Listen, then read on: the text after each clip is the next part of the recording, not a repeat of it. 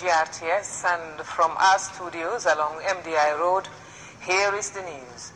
In the headlines tonight, President Adama Barrow's constitutionally sanctioned Connecting with the People's Tour enters the Upper River region. Members of the country's security apparatus receive training on gender security meant to augment their capacity in critical gender-related issues. Thursday's heavy downpours leave parts of the Greater Banjul area inaccessible for hours. And Zimbabwe heads to the polls to elect a new leader, the first time in decades without former President Robert Mugabe in the race. These and other stories coming ahead in this half hour. I am Jaina Banyang presenting.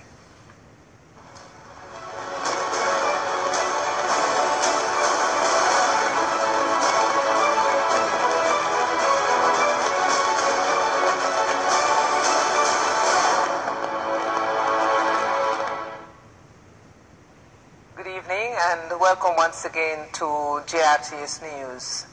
The President, His Excellency Adama Barrow, has said that his government is committed to the transformation of agriculture from subsistence to commercial-based farming in order to enhance national development. President Barrow was speaking in the Upper River region as part of his dialogue with the People's Tour. Modu Jallo has more details. Gender responsiveness and a wider picture of security sector reform. That report by Modu Jallo will come in our 10 o'clock news bulletin. The National Security Office, in collaboration with the United Nations Development Program, wrapped up a 6-day gender security exercise for security institutions. The engagement is part of ongoing efforts meant to augment the country's security efforts. Modu Bajan has that story. This gender training centered on gender responsiveness and a wider picture of security sector reform procedures in the Gambia. The Vice President and Minister of Women's Affairs, who doubles as the chairperson of the Security Sector Reform Steering Committee, Usainu Dabo, talked based on the country's much-needed security boost. The training session is a clear demonstration of the Barrow administration's strong call for gender responsiveness, not only in the security sector, but to a large extent, our commitment to the full implementation of the Gambia's National Action Plan on Resolution 1325 on women, peace and security. It has an emerging consensus backed by empirical data that the integration of gender issues into the security sector reform process is recognized as a key to achieving operational effectiveness. As the National Security Advisor, Momodu Baji, and UNDP resident representative Ade Mamouniani Lakodje explains, a gender-mainstreamed security is a must-have for national development. This gender-responsive security sector reform training course, basic or stage 1 for that matter, is a key activity that must be carried out to be able to mainstream gender as a prerequisite for transforming our security sector and for sustainable social and economic growth of our country. This gender-responsive SSR course is the first step in a 3-level package. We look forward to placing 50% strong gender SSR experts within the sector by the end of this exercise. They will be able to drive the agenda for the empowerment of women in the security sector and for overall development. From capacity needs to mainstreaming gender with the security sector reform, participants like Lamin Kebe, a protection officer at the Gender and Welfare Unit of the Gambia Police Force, portrayed the training as a move in the right direction. The Gambia Police Force has established the Police Child Welfare Unit enacted by an Act of Parliament that is Grts Action 206, and so it's training on the security sector reform. We also emphasize that to include the issue of gender, so that it will also help us, because dealing with children, we are also dealing with the family. The equality and the equality in the gender mainstreaming in our institutions are really looked into and we are going to look into that, and we are going to write our reports. We are going to sensitize especially the directors and the service chiefs to know more about gender mainstreaming in our institutions.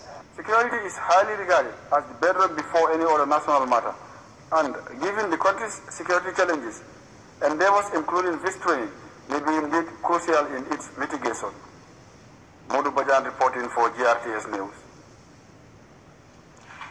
Still on security matters, 20 security personnel have just completed a 2-week training on criminal intelligence analysis at a local hotel. The training was attended by members of the Immigration Department and other sister forces.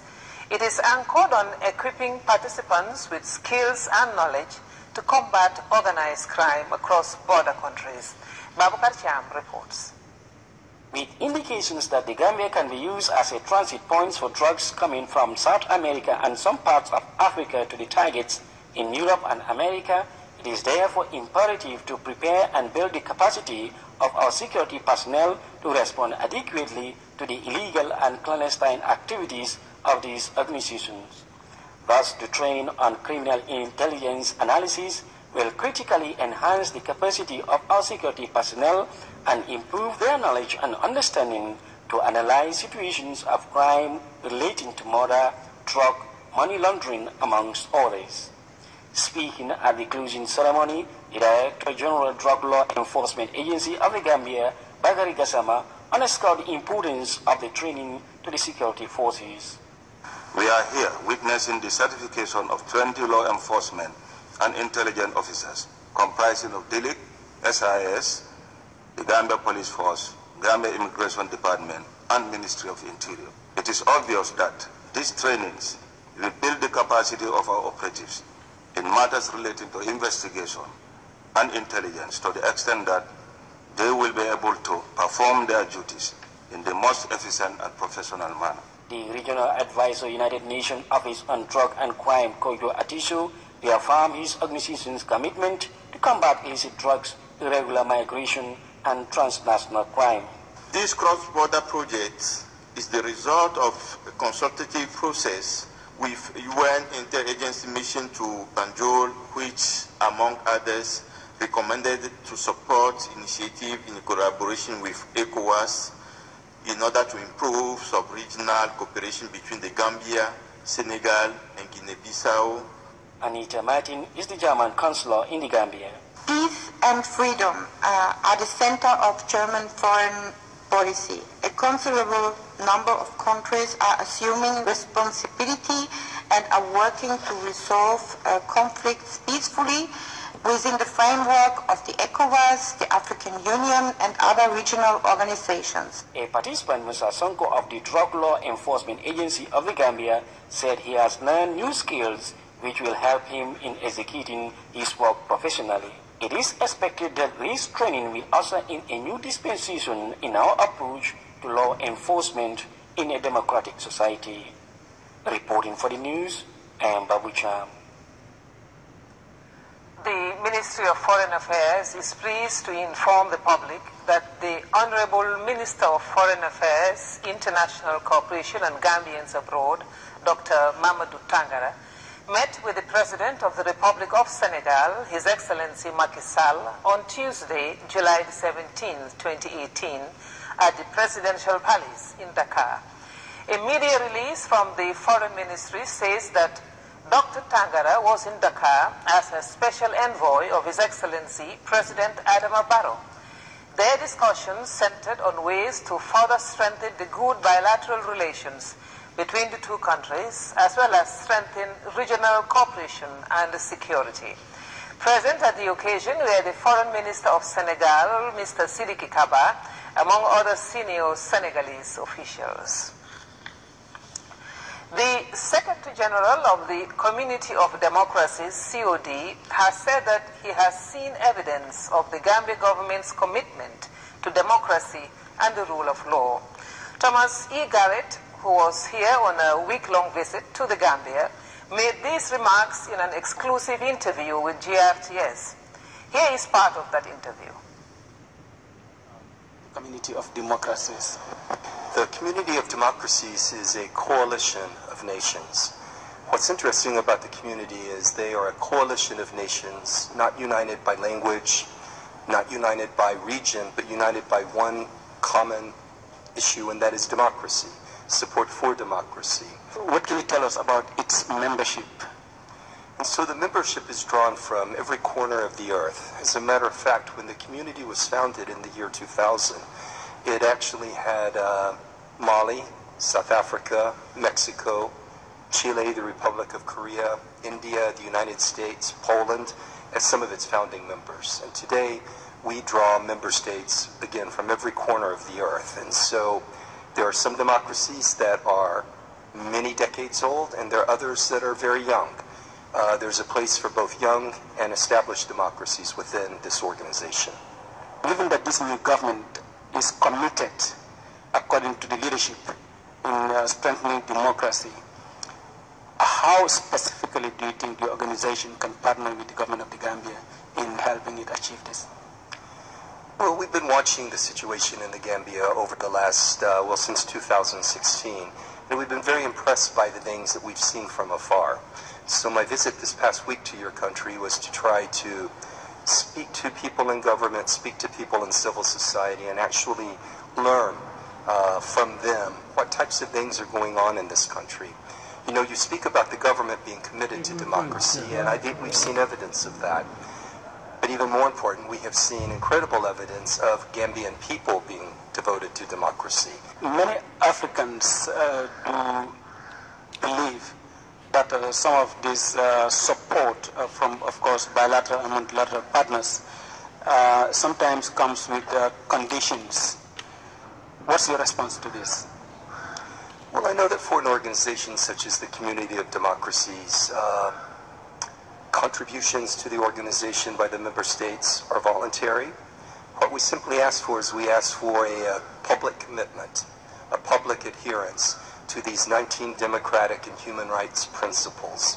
So for our organization, we are not seeking anything in response except the opportunity to try to work with Gambian people as they undertake this important mission. Well, I'm incredibly impressed by not just the friendliness of the people here, but just the really profound stories that we've heard, especially from the young people. And I think we see a lot of things here that we would like to be associated with. And so it's my hope that this is the first of many missions for myself and for our organization. That was Thomas E. Garrett, Secretary General of the Community of Democracies there, speaking to GRTS's Mustafa Mbaye. Former Administrator and Central Bank Governor Abdou Ebi Njai and former Gamtel Managing Director Babukar Sanyang were among individuals summoned to appear at the Janneh Commission. Their testimony is meant to shed light on the connection between the government and the central bank, as well as matters surrounding Gamtel's International Gateway project.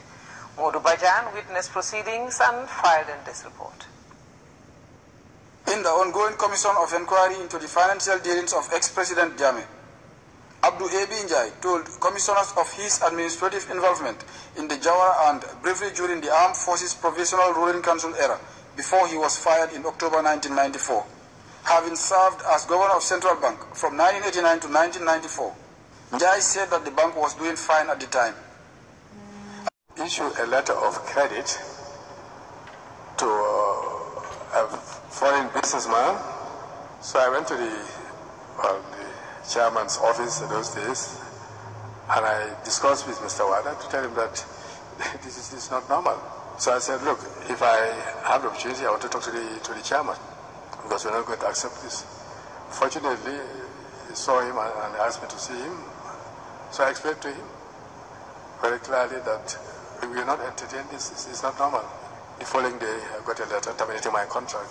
Meanwhile, Balajasi's legal representative Malik Mbai cross-examined former Gamtel Managing Director Babukar Sanyang on matters relating to the company's International Gateway project. Mr. Balajasi, what did he say in that meeting? The meeting actually started by Mr. Sabali introducing to the press President, all who were present. For Mr. Jassy, I recall him talking with the President with regards to the project then at the State House, the Unified Communication Solution. Did Mr. Jassy mention anything with the President in respect of management of the international gateway of the Gambia? No. Mbai, alongside commissioners, equally questioned Adama Jame, a senior technical manager at Gamtel's Department of International Operations, on the institution's same project. Which company was the lead company in respect of implementation of the TPI project?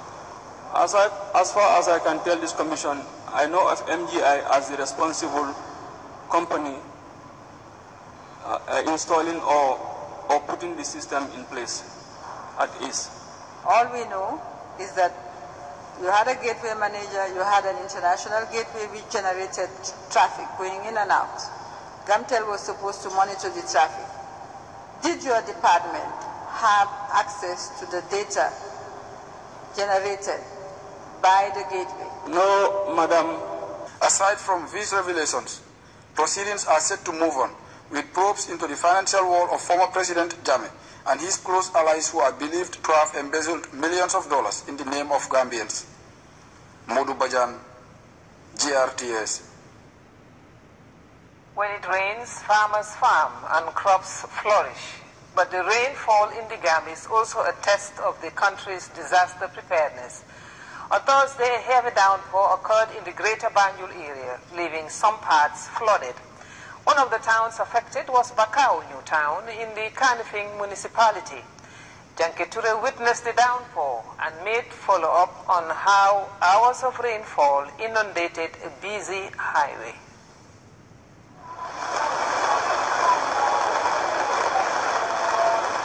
Thursday's rains was a blessing for some, but disheartening for many, including some residents of Bakau New Town, were soaked with a sudden flood in their locality. Starting around midday and lasted for about 3 hours, the downpour led to a flood, thus blocking and destroying roads. This place is one of the widest passages in Bakau New Town that connects different routes from Fajara to downtown Bakau Farokono. Like in the capital city Banjul, floods are usually experienced during the rainy season. Standing by, I could see individuals struggling to pass through their flooded neighborhoods. Some vehicles were stuck in the rain, as cars could be seen managing to move on. In the morning, I took a walk in the streets to observe some of the major destructions of the said flood. Some streets could be seen almost destroyed and finding it difficult for people to pass. Most people affected by the floods are women and school-going children. Kadi Jawara, whose compound was seriously flooded, explains how it affected them. Yesterday's rain destroyed our homes. Water entered into some of our houses, thereby causing serious damages. We could not even go to the market due to the flood. We are appealing to the government to help us solve the situation. I also caught up with the ward councillor of the area, Binta Jane, who described how they struggle with the dilapidated road for the past years. With holes, people are going to have seen some of the students, they are going to school. We get it tough to go out to cross these roads. Binta, however, assured of hopeful assistance from the Kanifi Municipal Council that will take care of such challenges. I would like to complain to my Lord Mayor and the entire council. They should come and see that this road is my concern. People are going to school, some are going to the market, some are going to the mosque. So we get it very tough to pass. Situated 12 kilometers from Banjul, Bakau is perhaps one of the most developed settlements in the Gambia. But the issue of floods always leaves families helpless. By the look of things, it will seemingly take proper planning and other resource allocations to facelift the settlement's roads and drainage system.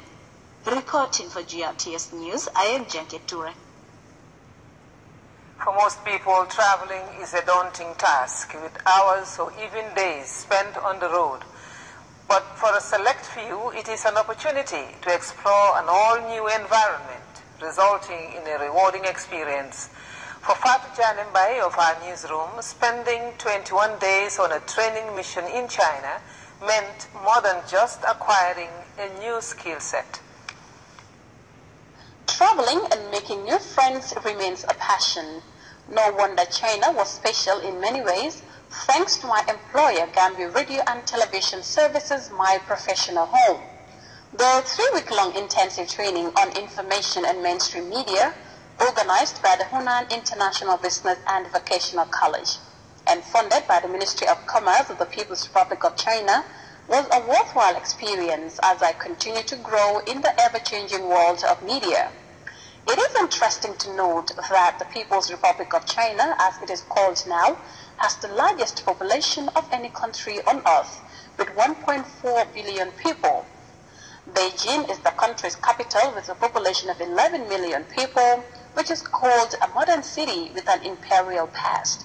Regarding development, China is a force to reckon with.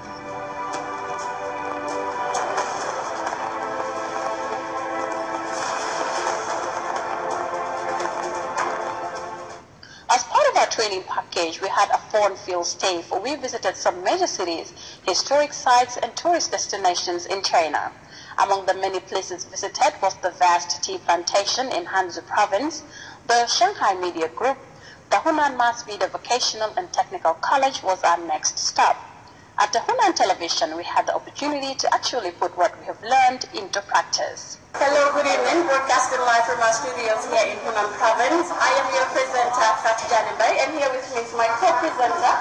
Well, thank you. I am Travis, and it's a beautiful day in China, and it is amazing to be in Hunan. And our visit to the Zhangjiajie scenic spot was the icing on the cake. Zhangjiajie is world famous for its unique tourism resources. The scenic spot has the unique landscape with lush forest dominated by sandstone pillars. For me, our visit to Zhangjiajie was a true melt of pie. Well, this is a lifetime experience right now in a cable car, exploring this beautiful scenery. Oh my God! We couldn't have completed our journey without visiting the former residence of Mao Zedong, commonly known as Chairman Mao, who is the founding father of the People's Republic of China and one of the well-respected leaders in China. This was the highlight of our visit. The tradition and variety of food, along with the locals' passion for it, makes China an international culinary destination. China itself has so many different kinds of foods, spicy and not spicy foods, making people like myself fall in love with the country. In China, one can have any type of cuisine from all the provinces. China is a place to inspire and a journey to experience. Well, the world is a book, and who does not travel read only one page. Reporting for the news, I am Fatou Janembai. And we will take our first break now. When we come back, we'll take a look at the sports news. This must be one of Mother Nature's greatest gifts. But there's something else it gives us.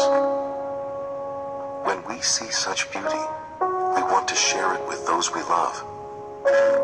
That's why we want you to see it, just as we see it now.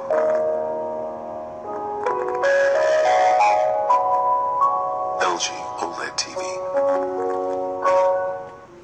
Can you get half the price, double the data, and 10 times the speed?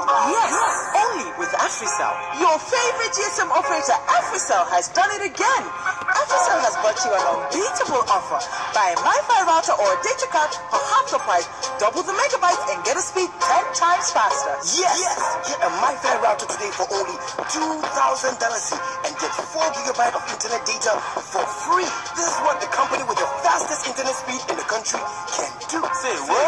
And that's not all. You can also buy a data card for only $1,500 and get 2 gigabytes of internet data for free. This is an offer no one dares to match.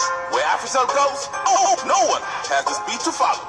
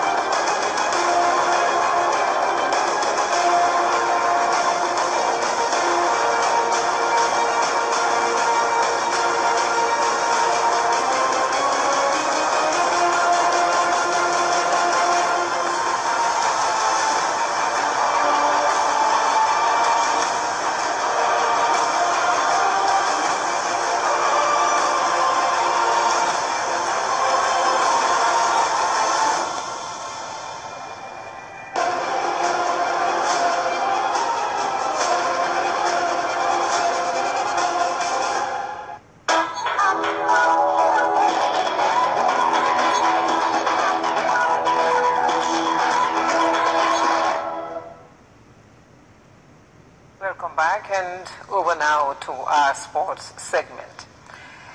The former Gambian football referee Malik Silla has launched his campaign to run for the Gambia Football Federation's presidential election slated for next month.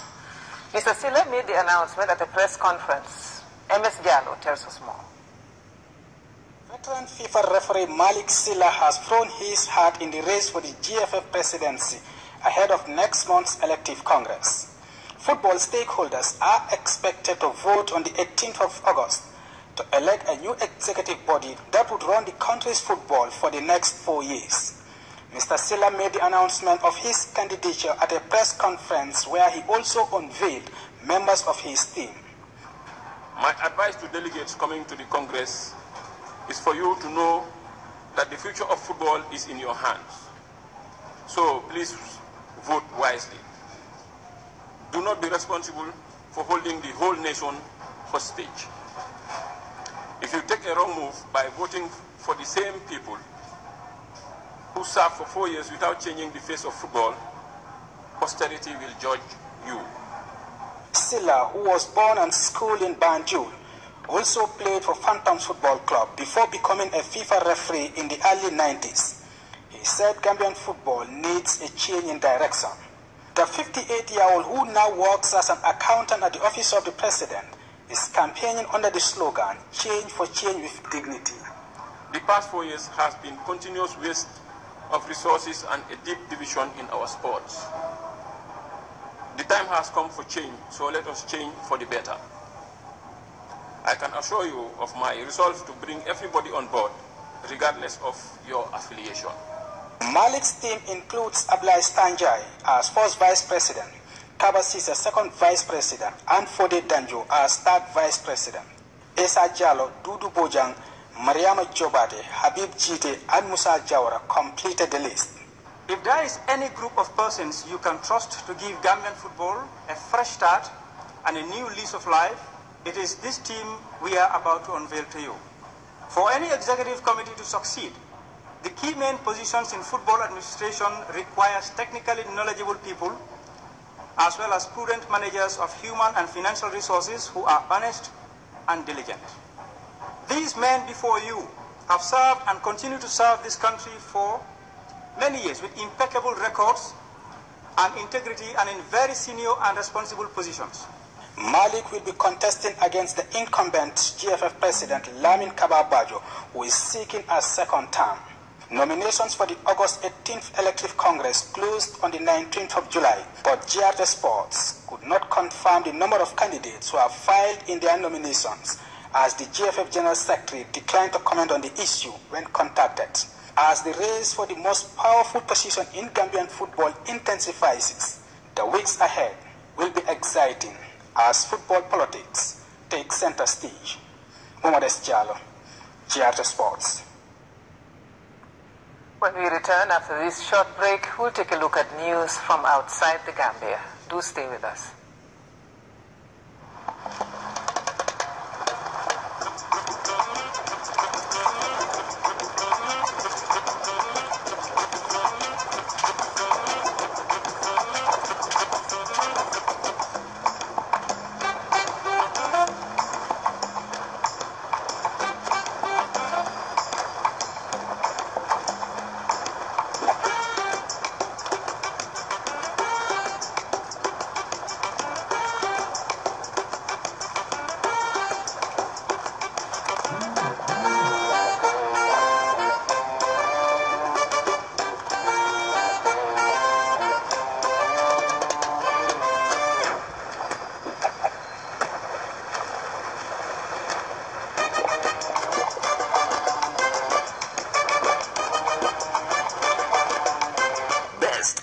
Drinking water gets the best out of you.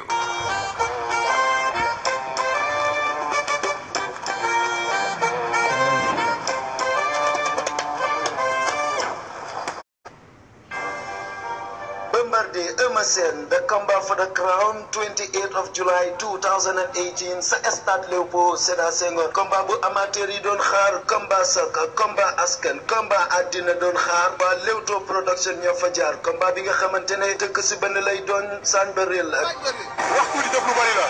Mag Bombardier du combat. Combat bi nga xamante ne amateur bi dañ koo yàgg soxla. Combat bi nga xamante ne Eumeu Sène wax na Pikine li ma leen defal de du leen ko wan ko gannaaw leen rek laa leen desel mooy crown bi. Aw ma lu may xel ñaar ci moom. Man utuma si lu may neex ak lu may naqari.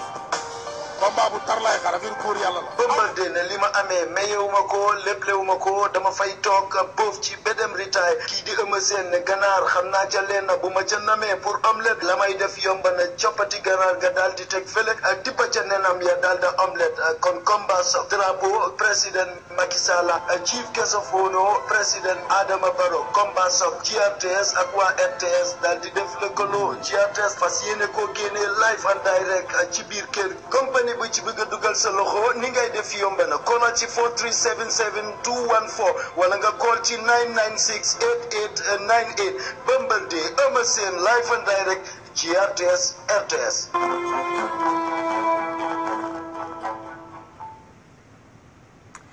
Welcome now to the international stories. The Zimbabwean government has declared the 30th of July a public holiday. This is to allow the 5.5 million voters to cast their ballots in the national elections. It's the first time former President Robert Mugabe will not be running in Zimbabwe's polls. Several observer missions are already in the country. Previous votes were marred by allegations of fraud and intimidation, with polls barely 2 weeks away. There are varied opinions about the process and the country's readiness to host free and fair elections. Still on the international scene, due to limited public resources, the private sector is stepping up to help deliver much-needed financial support that will endorse strong infrastructure growth in Africa. That was high on the agenda at the 3rd Africa 50th Conference held in Nairobi. Africa 50 is an infrastructure investment platform that contributes to Africa's growth by developing and investing in bankable projects. Well, that's all in tonight's edition of the news, but before we go, a look again at the main news headlines. President Barrow's constitutionally sanctioned Connecting with the People's Tour has entered the Upper River region. Members of the country's security apparatus have received training on gender security meant to augment their capacity in critical gender-related issues.